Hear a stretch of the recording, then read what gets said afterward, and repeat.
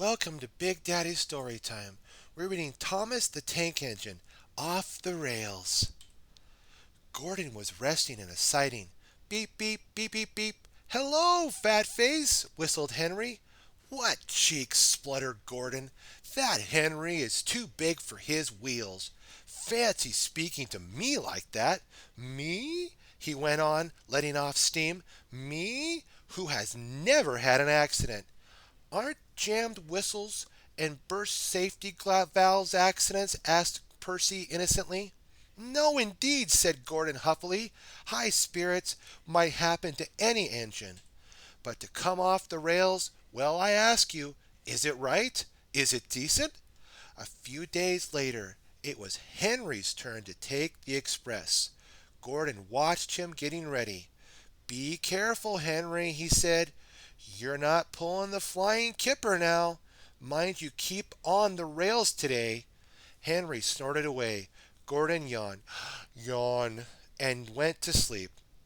But he didn't sleep long. Wake up, Gordon, said his driver. A special train's coming, and we're to pull it. Gordon opened his eyes. Is it coaches or trucks? Trucks, said his driver. Trucks, said Gordon crossly. Pah! They lit Gordon's fire and oiled him ready for the run.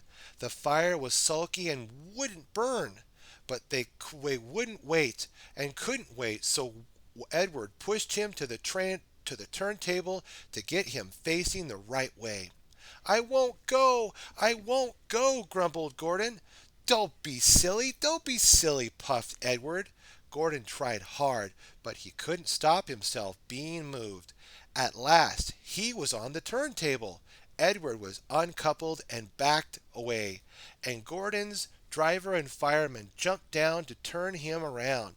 The movement had shaken Gordon's fire.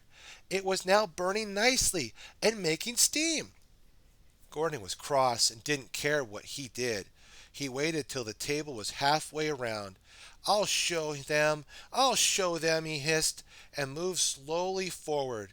He only meant to go a little way, just far enough to jam the table and stop it turning, as he had done once before. But he couldn't stop himself and slithered down the embankment. He settled in a ditch. "Oosh!" he hissed as the wheels churned the mud. "Get me out! Get me out!" "Not a hope," said his driver and fireman. "You're stuck. You silly great engine. Don't you understand that?" They telephoned the fat controller. So Gordon didn't want to take the special and he ran into a ditch, he answered from his office. "What's that you say? The special's waiting?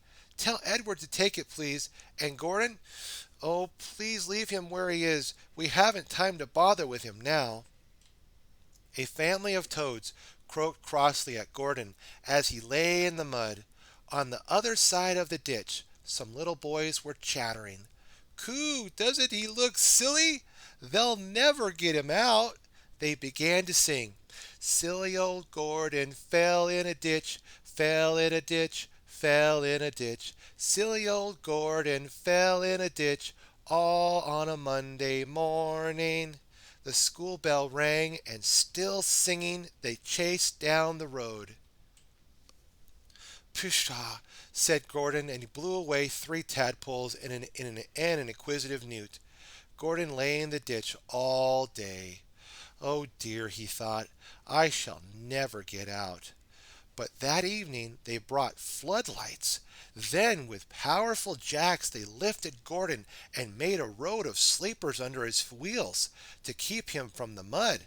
Strong wire ropes were fastened to his back end, and James and Henry pulled hard, and at last managed to bring him to the rails. Late that night, Gordon crawled home, a sadder and wiser engine. What have we learned today, my friends? We learned from Thomas, Gordon, James, Henry, and Edward that friends help each other in their time of need. Have a great day, my friends. Be sure to like, favorite, and subscribe. Stay tuned for more Big Daddy Story Time. God bless.